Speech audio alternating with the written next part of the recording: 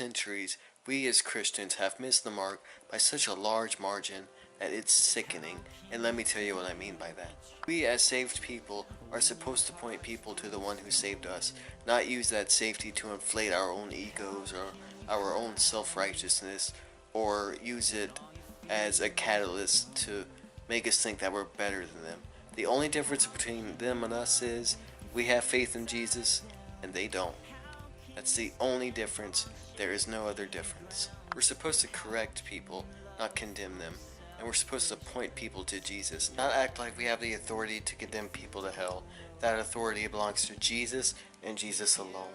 And when we do correct, we're supposed to correct out of love, not out of a place of seeming superiority. God is a God who loves mercy and love and peace, and He wants His enemies to come to Him and turn to Him. He doesn't want them to be condemned to hell. Which leads me to my next point.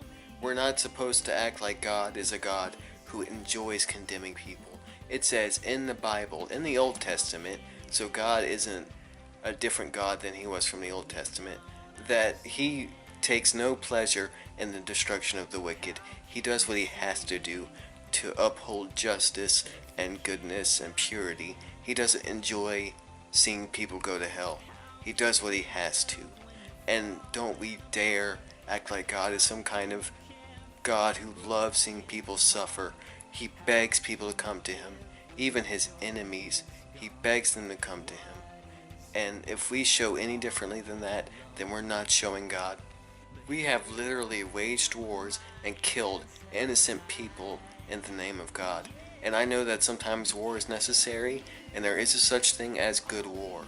But don't ever tell me that a war that requires you to kill innocent people is one called by God.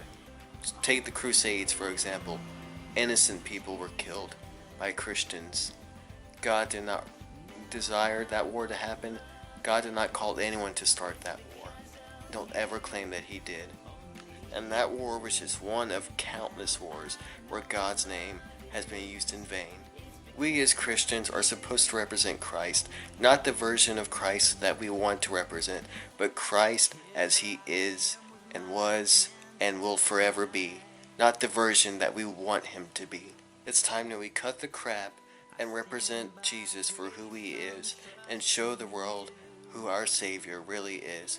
And for any Christian watching this, I pray that you will do that instead of just representing the version of Christ that you want Him to be.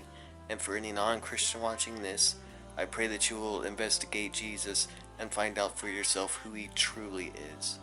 And I pray that this video will touch you guys and give you some insight. And I thank you for watching, and see you in the next one, guys. God bless.